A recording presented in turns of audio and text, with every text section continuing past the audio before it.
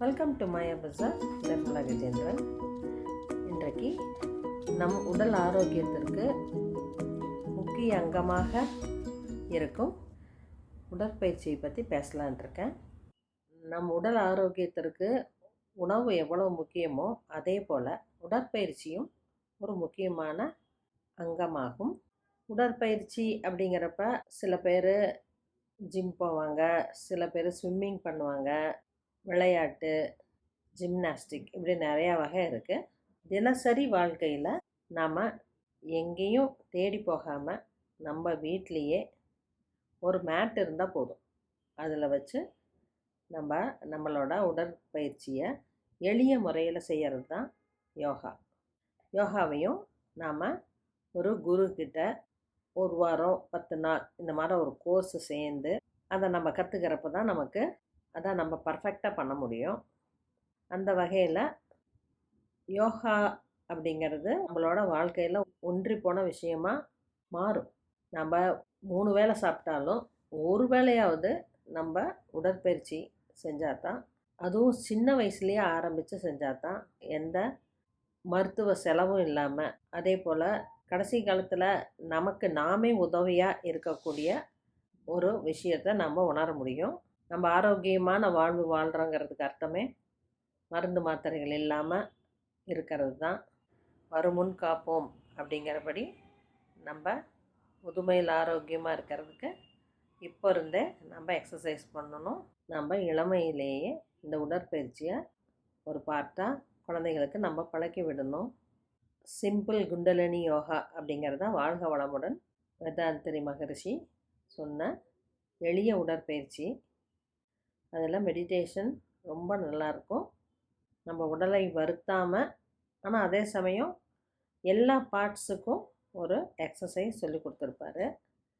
அதை கற்றுக்கலாம். Art of living அப்படின்னு எக்ஸசைஸ் இருக்குது. அதில் ப்ரீத்திங் எக்ஸசைஸ், சுதர்சன கிரியா அப்படிங்கிறதெல்லாம் ரொம்ப பிரமாதமாக இருக்குது. வீசிங் ட்ரபிள் இருக்கவங்களுக்கு, அலர்ஜி இருக்கவங்களுக்கு இந்த எக்ஸசைஸ் ரொம்ப ஹெல்ப் பண்ணுது. அதை செஞ்சு பார்க்குறப்ப தான் நம்ம உணர முடியும். முழுமையாக கற்றுக்கணும், அப்போ தான் நமக்கு அதோட பயன்களை பெற முடியும்.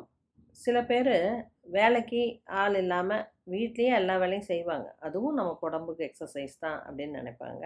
அது தப்பு இல்லை. இருந்தாலுமே ஒரு முறையான டயத்தில் முறையான எக்ஸசைஸ் சிலவற்றை பண்ணிட்டு நம்ம வீட்டு வேலையை செய்யலாம். அந்த காலத்தில் எந்த உடற்பயிற்சியும் இல்லாமல் எல்லா வேலையும் செஞ்சு அரைக்கிறது, ஆட்டுறது, உரலில் குத்துறது, அதை உடல் உழைப்பில் அவங்க ஈவன் 95 வயசில் கூட அந்த காலத்தில் இருந்தாங்க. எந்த நோயும் இல்லாமல் இருந்தாங்க. இப்போ எல்லாத்துக்கும் மிஷினரி வந்த விட்டி அதெல்லாம் யாரும் நினைக்கிறது இல்லை. இருந்தாலும் சின்ன சின்ன வீட்டு வேலைகளை செஞ்சோம்னா நமக்கு அது உடற்பயிற்சி தான். ஒரு நாள் எங்கேயோ வெளியூர் போகிறோம், தூங்கிட்டோம், எக்ஸசைஸ் பண்ண முடியல அப்படின்னா கூட அந்த சாப்பிட்றப்ப நமக்கு கில்ட்டியாக இருக்கும். நாம் இன்றைக்கி எக்ஸசைஸ் பண்ணல, ஆனால் சாப்பிட்றோம் அப்படிங்கிறது நம்ம மனசில் தோணும். அந்த அளவுக்கு நாம் எக்ஸசைஸை நம்ம வாழ்க்கையில் ஒரு அங்கமாக பழகிக்கணும். ஆஃபீஸில் மேலதிகாரியாக இருக்கவங்க தனக்கு கீழே வேலை பார்க்குறவங்கக்கிட்ட பொறுமையும், அதே சமயம் ரொம்ப கோபத்தை காட்டாமையும் தட்டி கொடுத்து வேலை வாங்கணும். அதுக்கு அவங்களுக்கு மைண்டு ரிலாக்ஸ்டாக இருக்கணும்னா காலையில் கண்டிப்பாக அவங்களுக்கு உடற்பயிற்சி தேவை. மெடிடேஷனும் பண்ணலாம்.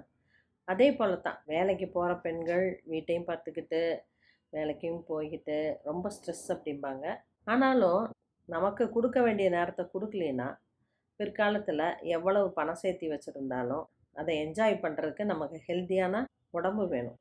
ட்ராவல் பண்ணுறதுக்கு, நடக்கிறதுக்கு, எல்லாத்துக்கும் நமக்கு ஹெல்த்தியாக இருக்கணும். அதுக்கு நாம் இப்போ இருந்தே சில எக்ஸசைஸை பண்ணால் தான் அந்த பணத்தை நம்ம என்ஜாய் பண்ண முடியும். அதே போல் குழந்தைகளுக்கு என்ன படிப்பு சொல்லி கொடுத்தாலும், எவ்வளோ சொத்து சேர்த்தி வச்சுருந்தாலும் நல்ல பழக்க வழக்கங்களை கற்றுக் கொடுக்கணும். அதுக்கு ரோல் மாடலாக அம்மா அப்பா இருக்கணும். நாம் எக்ஸசைஸ் பண்ணுறப்ப குழந்தைங்க அதை பார்த்து தினம் இது பண்ணணும், அம்மா பண்ணுறாங்க அப்பா பண்ணுறாங்க அப்படின்ட்டு அதுங்க மைண்டுக்கு போகணும். அப்போ அதுகளும் ஃபாலோ பண்ணுங்கள். 30 ஆரம்பித்து எல்லோரும் அந்த எக்ஸசைஸ் பண்ணணுங்கிறத வழக்கமாக்கி கொள்ளணும். அது இருந்தால் கண்டிப்பாக நம்ம பிரிஸ்காக இருக்கலாம். சத்தான உணவுகளை சாப்பிட்ணும். ஃபாஸ்ட்டு ஃபுட்டு, ஹோட்டலில் வாங்குகிற ஃபுட்டு இதெல்லாம் குறைச்சிக்கிட்டு நம்ம வீட்டில் விதவிதமாக செஞ்சு குழந்தைங்களுக்கு கொடுக்கணும். இந்த டிப்ஸ் உங்களுக்கு பிடிக்குன்னு நம்புகிறேன். தேங்க்யூ.